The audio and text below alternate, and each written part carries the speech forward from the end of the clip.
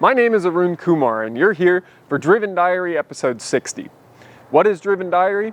It's the documentation of my life as I build a billion-dollar automotive service business called Driven Auto Co. Driven Auto Co. is made up of two companies, mostly Driven Auto Care, which will be a chain of auto repair facilities all over the United States. We currently have 2 locations, but as we continue to grow, we are marching towards a billion-dollar valuation that will dramatically change the perception of automotive service for the future. That is my plan and my vision for this business. The other business is Driven Performance Advisors, which is a mergers and acquisitions consulting firm focused on the automotive aftermarket. I've been passionate about cars for my entire life. I've made a business career out of it, and Driven Diary is here to document what early stage entrepreneurship looks like. I'm pursuing my passion through business. And a lot of people do this, and they show you what it's like once they've hit a certain point. You see the Alex Hormozis, the Andy Frisellas of the world. They've already made it. They have these few snapshots of what their early stages look like, and I'm here to document those early stages. So thank you for coming along for the ride. In this week's video, I'm here at this shop on all day Saturday, 8 hours, ripping up carpet, spilling bolts all over the ground. Before that, I'm in Fremont for a lot of the week, paying attention to the shop that was supposed to be running itself, but isn't quite there yet. And I'm managing a pretty significant cash flow pinch. Let's get to the video.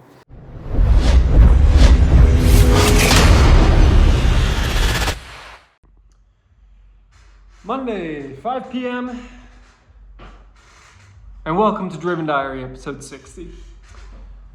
I'm in Fremont, if you can't tell.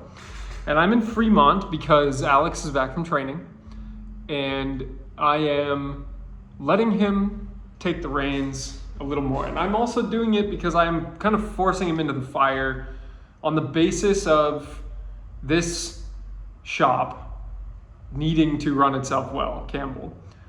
Fremont needs a bit more of my attention, so I'm going to be spending a bit more time here in the coming days. But more importantly, I need Campbell up and running so that I can go do number 3 and 4. And I'm excited to do that. I'm very excited to do that. And I guess that's important, but also it's good to come back here and sit in my actual office. I like it here a little better. I've got a nicer office for sure. I'll just share a little observation from today.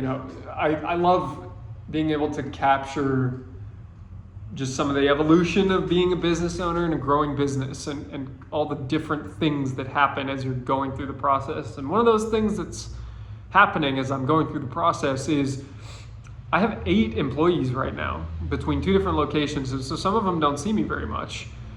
And the result of that is I get to talk to these people who I don't get to talk to very much, and I get to hear about how their lives are improving and changing and all that.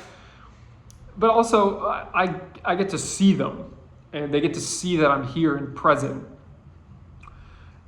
And I've walked with CEOs through businesses in the past, and it is always very interesting when they're, flying into a location they haven't been to in a while, and they're saying hi to people that they know, and I need to begin to emulate them more. I need to ask more questions about people's lives. I need to be present, listen, make time, and know that when I am noticed in a location that it means something, that, the owners here, the bosses here. That's a new responsibility for me because I'm used to just being the boss in place all the time, and nobody really knows anything different. This is different for sure. I'll be back here tomorrow morning, which is pretty nice. That's all for now.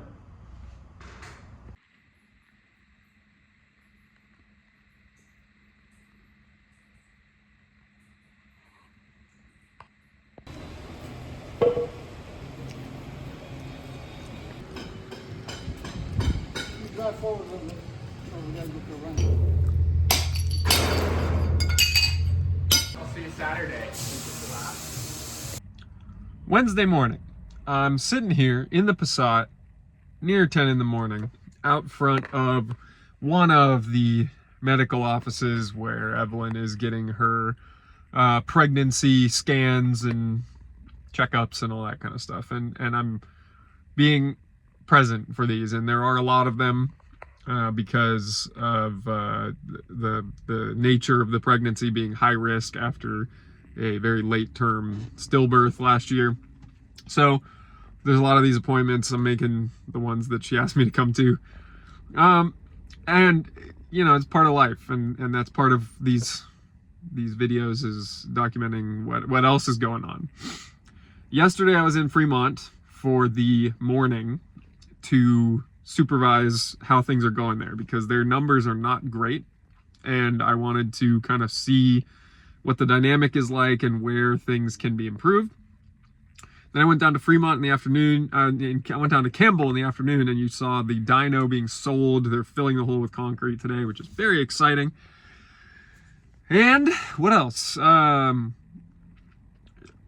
Campbell's cruising. There's not a ton of cars coming in, but we have tons of backlog that we're still kind of working through, so that's good. And Fremont's got tons of cars.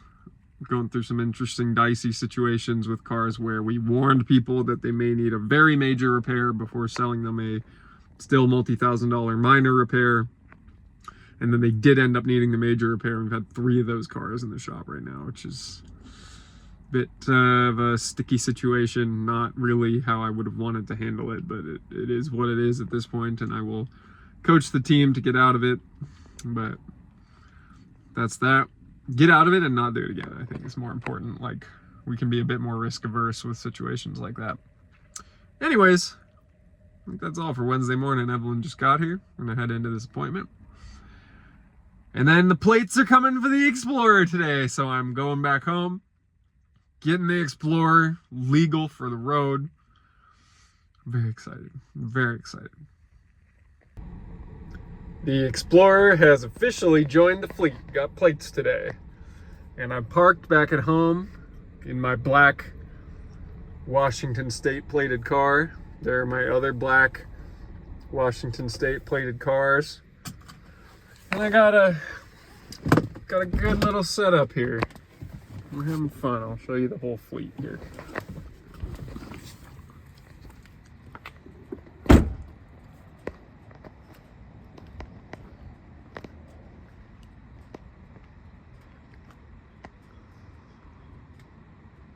Can ignore the Jetta.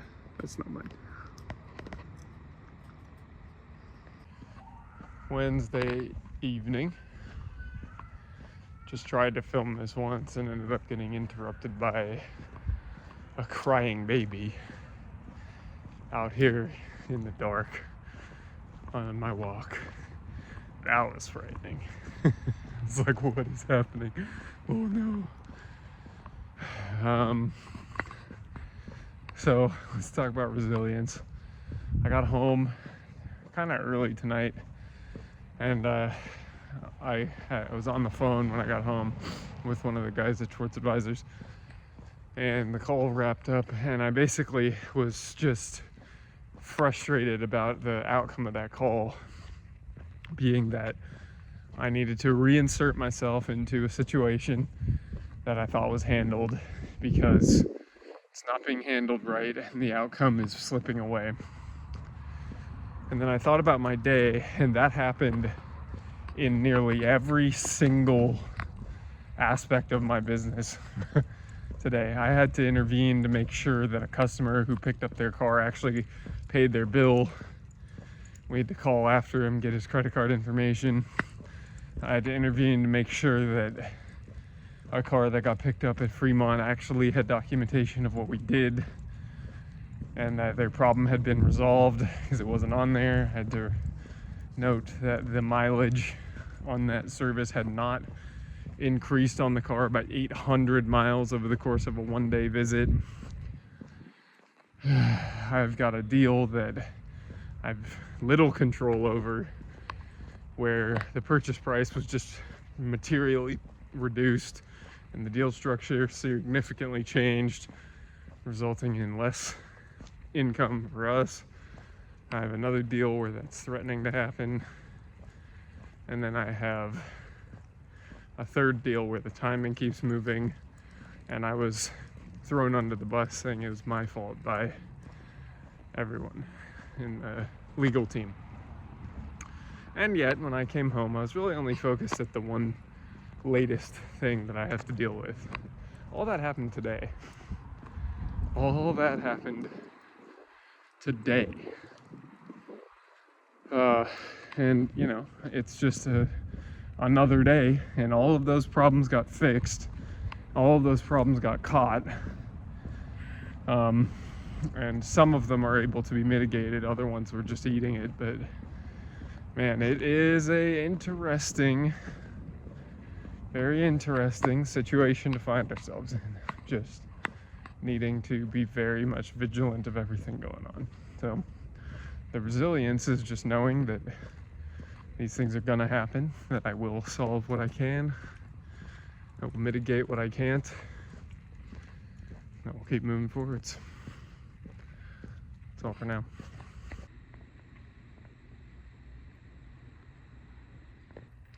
Thursday morning, back in Campbell, and here is what was the dyno and is now a concrete-filled hole. I think I need to buy shops that require a little less capital improvements, because this cost $2,400. I sold the dyno for $1,000, and then I gotta put a $11,000 lift right in this area over here, so that this shop can have 4 lifts in it. So that plus renovating the lobby here. So lobby renovations, the flooring, at most $2,500 for grinding and polishing the concrete that is underneath this ugly old carpet. This used to be tile. Alex was able to pull that up. We're pulling this up this weekend. So that's another $2,500 in flooring over here. And then we got this sliding door from 1950s is gonna leave. That gap in the wall is gonna leave, so that we have just a door right here. So, it'll basically be door into the parts room. Now we're in the parts room. Congrats. And instead of this very old tiny shelving, we'll have bigger shelves like this one. Lots to do. Seems Alex has printed out an RMA for this AC compressor core, which I've never seen before. Printer also needs paper. So, struggling yesterday evening, back at it this morning. Lots of expensive changes I need to make, and like I just said, I want to do less of that in the future, but I always feel the need to put my mark on a shop. But I need to make it cost like $4,000 total, not, this is gonna be $5,000 for the walls and the lighting in here. It's gonna be $2,500 for the floor. It's a $1,400 hole that I filled and a $10,000 lift. The lift will pay for itself. That's not a problem.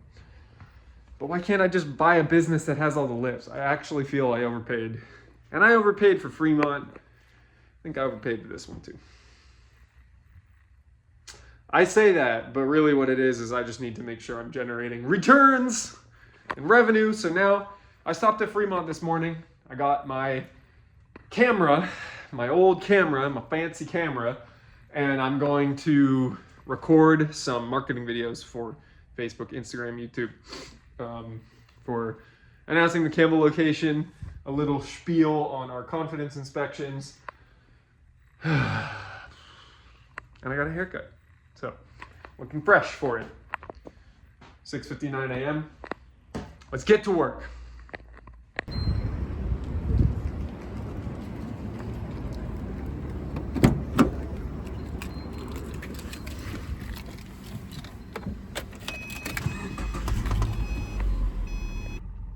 Let's talk about efficiency. In the time that I have filled up 2 cars with gas at this gas station, that Mercedes over there has just been sitting in his car on his phone, scrolling. Well, I filled up 2 loaner cars with gas that needed gas. I I've gotten a lot done today. I've been quite efficient, and I'm quite happy with myself for it. I subbed in and ran the Fremont shop with Tom and Raul, the two OGs that have been around for over a year, and I like working with them. It's a good atmosphere for us, very relaxed, very competent. But it's gotten real slow, dried up. All the work really did dry up the last couple of days. So, battening down the hatches, I think. We had the cash flow pinch. We're kind of through that for now. And I need to make sure we're getting all the revenue we can in the doors. Battening down the hatches, I think, for this slow period of late October, early November. Same thing happened last year in Fremont. Campbell's still staying decently busy, so we'll keep pushing along in Campbell right now. That's it for Friday afternoon. Just gassing up some loaner cars, running errands, running the shop. Seems like a rather relaxed, non-CEO kind of day. This morning made a lot of process updates that I shared with the team. So that's all. I'm tired. End of the week.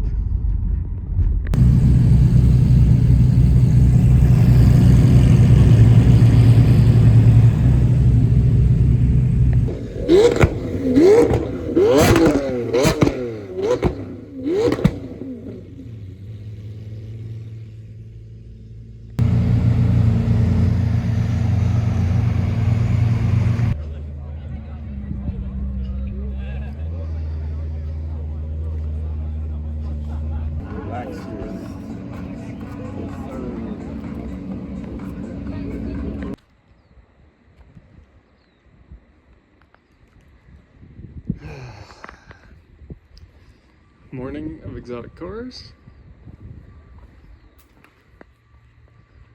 An afternoon of floor cleanout. I've thrown away so much excess Ethernet cable in my life. Getting baseboards up, carpet, nails. One room left here. We'll have polished concrete floors in a couple weeks. And we'll have wall renovations. Wall there, wall here, this wall down, new lighting. I think this will look good though. Work in progress. I'm dirty. So we were trying to move this shelf. As you can see, it's quite empty. That's our life now. That's what we're doing. We're just, organizing. The